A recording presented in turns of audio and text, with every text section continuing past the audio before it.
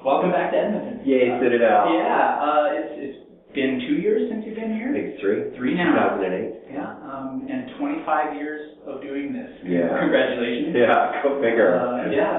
Tell us about your latest work, Penny Plain. Penny Plain, after Billy Twinkle, which premiered at the Citadel, I was so present in the show, I was actually playing the title character, and I thought, okay, for the next one, I want to be outside of the action. I just want to actually see if the puppets can hold the story. Because, contemporary puppetry, you can't swing a cat without hitting the puppeteer's face right beside the puppet, which is like this global trend. So I thought, I want to do something where it's just these marionette characters for the whole show carrying it. So I'm up there, I'm visible to the audience. But that was the first impetus I had for the show. And then I had these crazy thoughts from reading too much David Suzuki and, listening to the news about thinking, man, what's going to end us? What's going to end the world, And then I realized all of it's going to end us. It's not going to be one thing. It's not going to be bird flu or the end of oil. It's just all going to kind of happen simultaneously, weather and all of that stuff. So I thought, well, how can I do that? I can do that in a drawing room comedy almost. Right. That's what's happening. How many puppets are in the show? How many marionettes? I think there's 33 marionettes and 2 hand puppets. But there's not that many characters. This one has a lot of duplicates. So of the title character, Penny, there's 4 marionettes. Right. And usually there's 2 to 4 duplicates of all the other characters as well. I think there's maybe 1 or 2 marionettes that only have 1 representation. They come in, do their thing, and they're gone. Right. And so for the uninitiated, you do all the vocal work. Mm-hmm. How many voices are you looking at for this one? Well, it's probably about 11 or 12. Yeah, and we have, for the first time actually, we have a lot of voiceovers that we're recording, because we have the end of the world broadcast. We have these news clips that play throughout the show. So we've had broadcasters from all across the country lend their voices, anywhere from, CBC Drive Home, solid broadcasting voices, to Jeannie Becker from Fashion Television did one for us. So we have that element of voice work too. Tell us a little bit more about what happened in the play itself. Well, it's not a comedy per se. It's quite ominous, but there are funny moments, But I use the reference of drawing room comedy just for the setting. But it's one of those plays, like those classic plays, where everything is happening outside of the house. So we hear about it either through the radio or the television, or characters coming in and telling us, or going out into the world. Right. So we stay in this house, but the odd thing about this house is that it starts growing. The bleaker things get outside, the house literally starts growing. So pipes and columns start getting foliage on it, and grass starts popping up on the floor. So by the end of the play, we're more outside than we were inside. So it's kind of this notion of the earth reclaiming itself, even though it's not the end of the world, it's the end of civilization. Right. Which is a very strong distinction for me, because that was the David Suzuki line. Somebody asked him if the world was going to end. He said, well, the world would survive.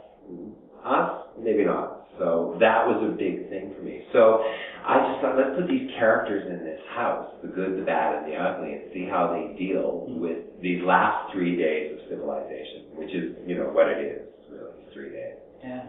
And so it begins with the main character's companion dog.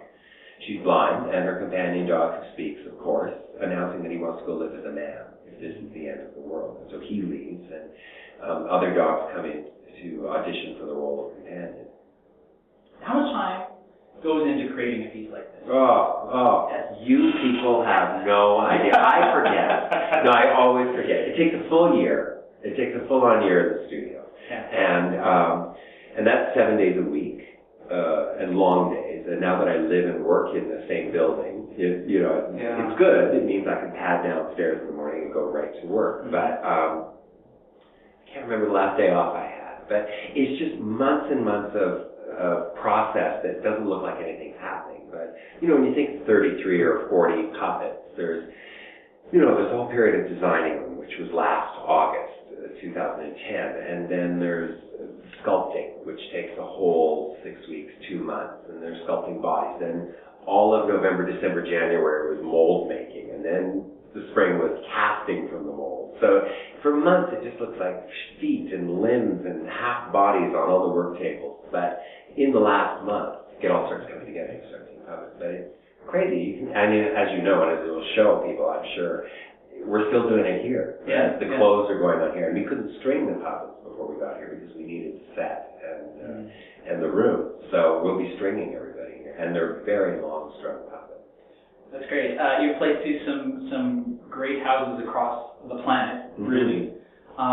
Is there a similar plan for Penny Plain going forward? We are, yeah. We've already started talking to UK and London presenters, and there's interest from Stockholm right now, which is pretty good. You know, it's surprising there's a lot of good interest considering that the world has literally changed. You know, from when Billy Twinkle was touring and playing Australia and England and other places, you know, the global economy just kind of went, and we thought, oh, there goes our touring. But it's, you know, it won't go away. So this season, this show, it kicks off the Citadel, but it is the 25th anniversary season. So we play 6 cities straight through until April on a Canadian national tour. And then after that, away we go. Great. Even maybe into the evil United States. That's great. Well, today is September 1st. I don't want to pressure you or anything, but it's, I think, exactly 3 weeks till opening. Where in the rehearsal process are you? We rehearsed without puppets for the first couple of weeks, so that's why we don't even need the puppets right now, because it's air traffic control. So if you can imagine 33 marionettes and one guy, and they all hang on the stage. What we did the whole first week with little bits of masking tape was write a character's name and say, they're going to hang here, and they're going to enter over there. Okay, so we have to switch the tape, right? So it's all about where do they enter, what's my left hand doing, how do they cross, where do they die, and is there another duplicate of them showing up somewhere else? So it really is, you know, my mentor said that doing a marionette show is like playing the organ.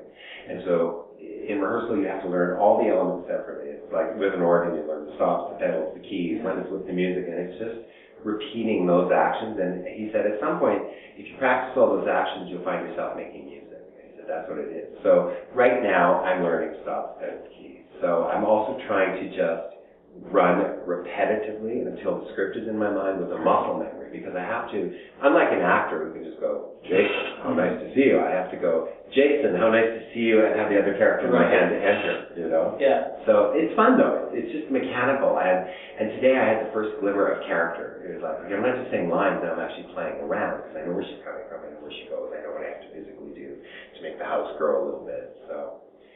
It's busy up there. Yeah, it is. And your understudy rehearsals will begin tomorrow.